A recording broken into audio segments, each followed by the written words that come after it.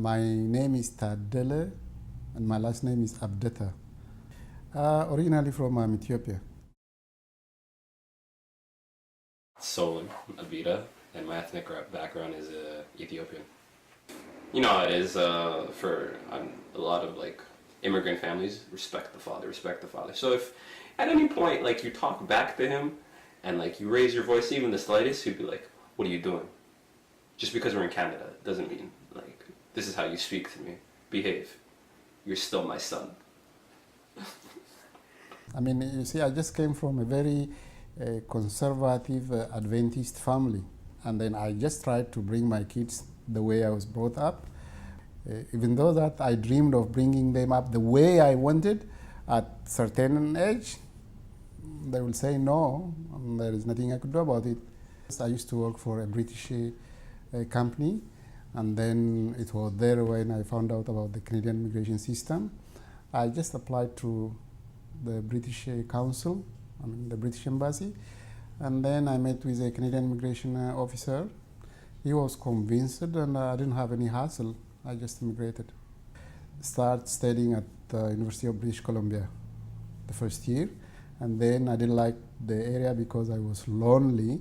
I haven't seen any of my countrymen over there, so I just came to Toronto, and then when I saw a lot of black people around, I was so amazed.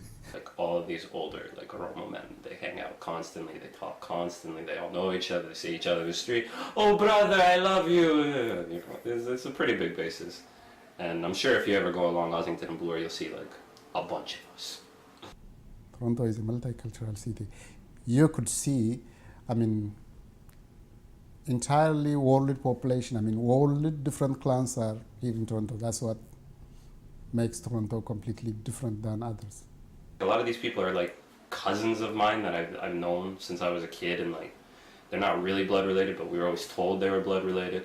And so growing up, we all know each other, and now there are like community centers where a lot of these kids gather, or a lot of the times now that we're all older, we call each other and we all go out. I know most of those business owners because most of them are my generation, those who have been here for the last 20, 25 years.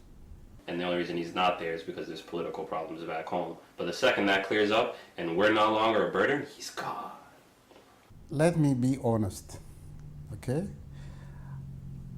You see, my generation never thought that we are going to live here for such a long time. We still think every now and then we'll go back home. Okay, next week, next month, we still have that dream. I don't really feel for myself that I'm a Canadian.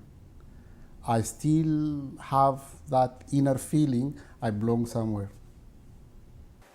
There's a big difference, like, in terms of just the way you're treated. Like, I felt like a lot of Canadian kids, like, got more freedoms, whereas, like, my parents would be like, come home now. Just don't even go play. Just come home. I need to know where you are at all times. It was... The good thing is I am done with them. I mean, at least two of them have already gone through one of the prestigious universities that Canadians be proud of. So I am fine with that. Okay, and I say thanks God. I am really proud and I boast about it. I mean, I have done my part. Whatever left is up to them now to succeed.